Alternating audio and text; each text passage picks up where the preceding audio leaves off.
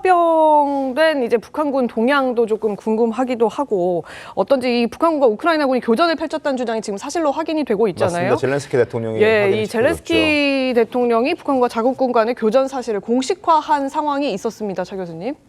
네, 지금 이 교전 사실 자체는 지금 이 흔히 얘기하는 북한군이 간 사실은요, 우리나 우크라이나 정보당국이나 아니면은 이제 미국이나 나토 정보당국이 모두 공통적으로 지금 이제는 확인하는 바예요. 네. 근데 사실상 전투 투입사 사실하고 교전 사실 자체는 우크라이나 쪽에서 지금 얘기들이 나오고 있는 거고 실질적으로 병력이 투입됐는지 안 됐는지 자체는 지금 확실하지 않은 거고요.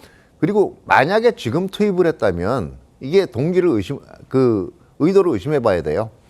왜냐하면 지금 10월에 처음에 우크라이나 파병이 확인이 됐고요. 네. 지금 한 2주 남짓 3주 정도 되고 있단 말이에요. 이 기간 동안은 현지 적응이라든가 특히 언어가 다른 러시아 군대랑 북한 군대가 함께 작전할 수 있는 경험이 전혀 축적이 안 되고 있을 때예요. 그러면 평소에 연합훈련이나 합동훈련이라도 같이 해야 되는데 지난 십수년간 없었죠. 이런 훈련은 없었어요. 그러면 무슨 얘기냐면 좀 우리 입장에서도 같은 동포로서 기분 나쁜 얘기지만 인간 방패로 쓰겠다는 얘기밖에 안 되거든요. 네.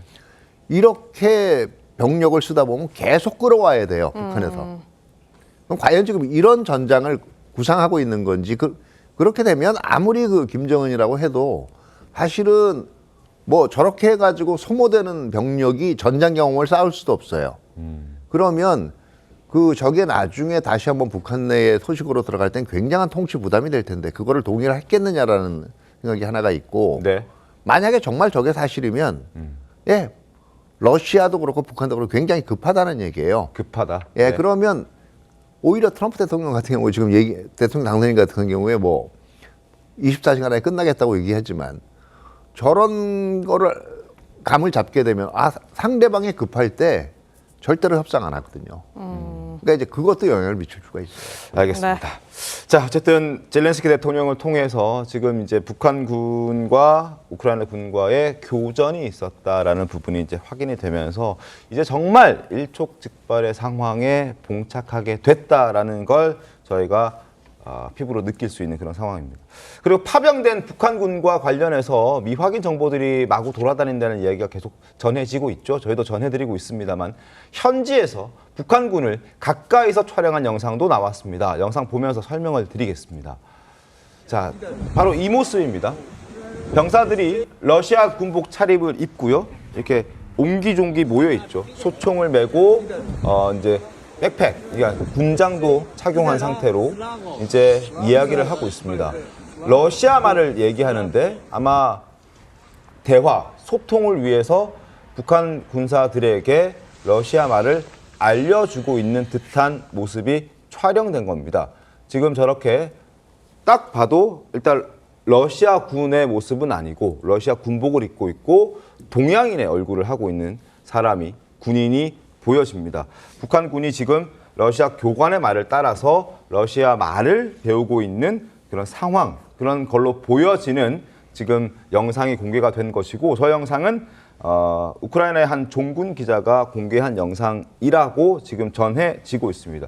송건 본부장님, 저 정도의 어떤 연습으로 간단한 의사소통 정도는 가능할 수 있겠지만 깊은 대화까지는 불가능하고 전투 전략을 펼치기에는 많이 부족하지 않을까 싶은데. 그렇습니다. 그래서 지금 여러 가지 영상들이 돌고 있는데 가령 예를 들어서 이게 진짜 영상이라면 가장 큰 문제였던 게 장갑차 영상이었어요.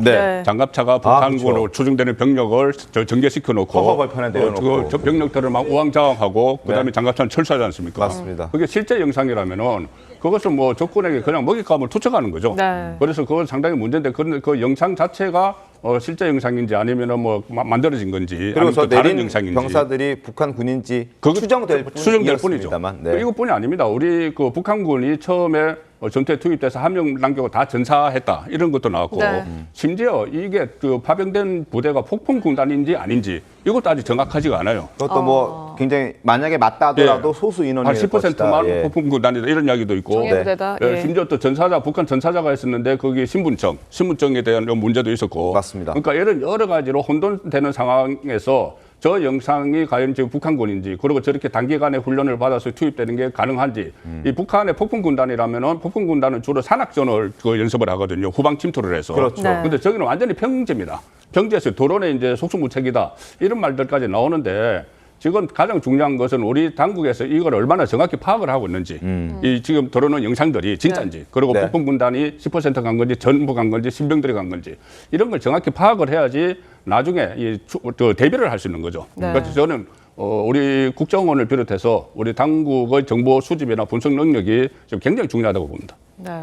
알겠습니다. 그리고 또 하나의 사진을 더 보여드리겠습니다. 자, 북한군이 러시아군이 지금 이거는 이제 영상을 준비한 것이고 이건 지뢰입니다. 지뢰를 또 사람을 이제 찾자 훈련을 하는 그런 모습에서 촬영이 된 것 같은데 아군인지 적군인지를 구분하자라는 취지의 지금 사진이 공개가 된 게 있습니다. 자, 마치 몽타주를 그려놓은 것 같은 그런 사진인데요. 자, 지금 맨 왼쪽 상단이 이제 까라이브. 저게 이제 한국인이라는 네. 거. 그 다음에 야쿠트. 그 다음은 어떻게 되는 겁니까? 야쿠트족이라고 돼 있죠. 그리고 지금 브리아트, 야쿠트족, 예, 그리고 투바. 브라트족, 투바족 이렇게 표현이 되어 있는데 네네. 이제 저렇게 하면서 아군을 구별하라라고 얘기를 하는 건데 지금 한국인이 저 사람들이 이제 아군이라고 저렇게 표현이 된 건가요? 어떻게 된 겁니까? 그러니까 이제 러시아 입장에서 저런 그 이제 동양인들을 보면 그 이 적군으로 오인할 수가 있으니까. 오인하지 말아라. 네. 그런데 저것도 우크라이나에 지금 동양인들이 가 있을 이유가 없잖아요. 그렇죠. 네. 그러니까 우크라이나 군 쪽에. 그렇죠. 저것도 RFA에서 지금 나온 자료는 걸로 봐서는 실제로 러시아군에서 지금 배포된 건지 조금은 제가 볼 땐 진위 여부를 더 봐야 될 것 같아요. 그러니까 저것 또한 확인이 좀 더 필요한 그런 상황이라는 것도 함께 말씀을 드리겠습니다.